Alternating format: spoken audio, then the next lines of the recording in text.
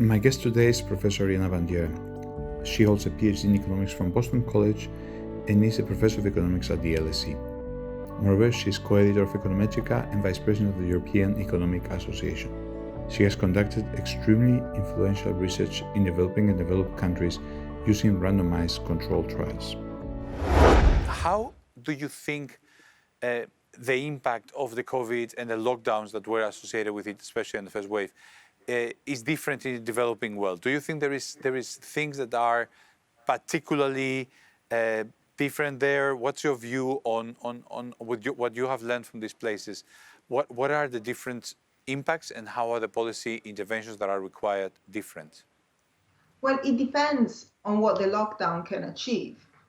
If the aim of the lockdown is to slow down the transition of people into hospitals to make sure that there is space for everybody, then there is a reason for that. But in many of these places, there are no hospitals and there are no ventilators.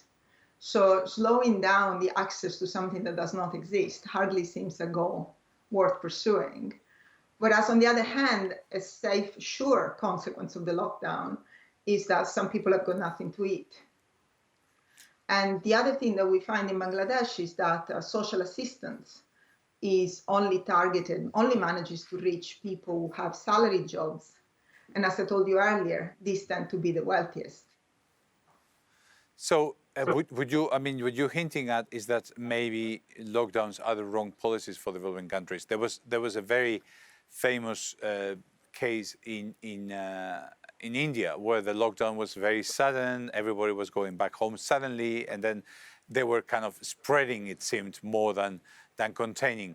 Is your view that here it's the case for lockdowns is not very clear cut for those reasons that you've mentioned?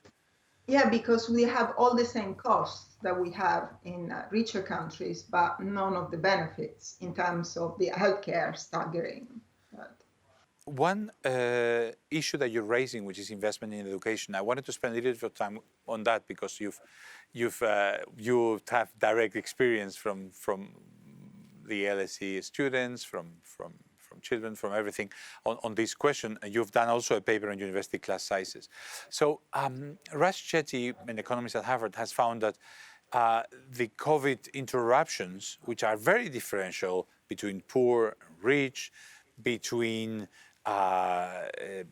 girls and boys potentially, affect mothers and fathers in different ways, that they actually have very differential impacts on learning. For example, Raj has this data on a math program where people are doing math online, and there is very, very big differentials between people with kids with more resources and with less resources. So one worry that many have, I have very strongly seen the situation in Spain. For example, PISA says poor kids much less likely, 50% less likely to have a computer at home, which doesn't allow you to do any of this online learning. Many of us are worried about how much will we see these differential impacts of education affect not just today, but have long-term effects. How worried are you about this? What should we be doing? What is your view on the impact of the lockdowns and the COVID, etc., on education investments and outcomes? I'm afraid that I share your pessimism. I think it's quite worrying. And it's worrying especially because investment in education is cumulative. So once you fall behind, you're always going to stay behind.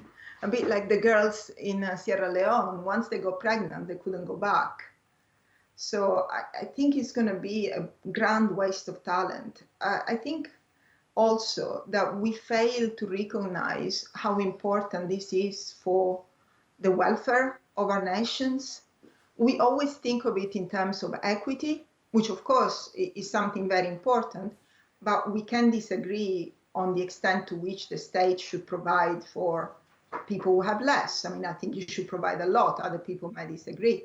But one thing that we can all agree on is that we should do our best to make the best use of the scarce resources that we have. I think that's uncontroversial. And to let children not exploit their talent just because they happen to be born in a poor family, to substitute a bad doctor a potentially great doctor who happened to be born in a poor family with a kid who's not through fault of his own, much less talented, but happened to be born in a rich family, it's a loss for everybody. It's not just a loss for the poor kid and the poor family.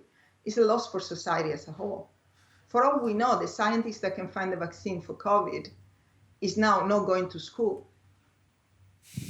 That's right. And the question is, can we do something about it, or in terms of can we do something like all these tutoring programs, these extra schooling programs that have been, in fact, the UK has been thinking of doing something along these lines. Is this something that could, according to what we know about attainment, be at least leveling the playing field, or is it hard once the education is lost to recover? I think it's very simple. It just lacks the will to put in the money for it. Because if you think about it, I don't know how they did it in Spain, but in the UK, most state schools gave materials to the parents to teach the children. Now, parents who have a high level of education can obviously teach better than those who don't. So that in itself created a massive gap. And not only parents with a high level of education are more likely to be able to work from home, are more likely to be able to afford the tutor. If you offer a tutor to everybody for free, we are all in the same situation. So I don't think it's so difficult. Yeah. What about? I completely agree with you, and I agree with the idea this is one of the highest priorities, or the highest priority. Education is the biggest, probably long-term impact of the pandemic. What about university education? And here you can also tell us about your experience at the LSE. I mean, we lost quite a few weeks of learning. They were replaced by Zoom in some instances, not in others. A lot of kids, and I mean, there's been a lot of difference in between different universities at being able to replace that. What do you think we are more or less able to replace university education with online learning? Are the kids basically able to attain comparably? What's the sense that you're getting from the little time that we've had this? So I must tell you that I detest recording lectures.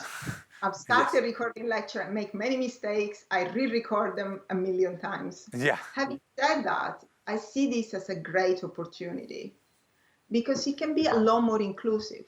You don't need to be able to afford to live in central London to listen to the professors at the LSE. We can take this anywhere. And I've seen it with our conferences, our academic conferences. They have increased in size by a factor of 5 or 6 because everybody can tune in and listen. Yeah.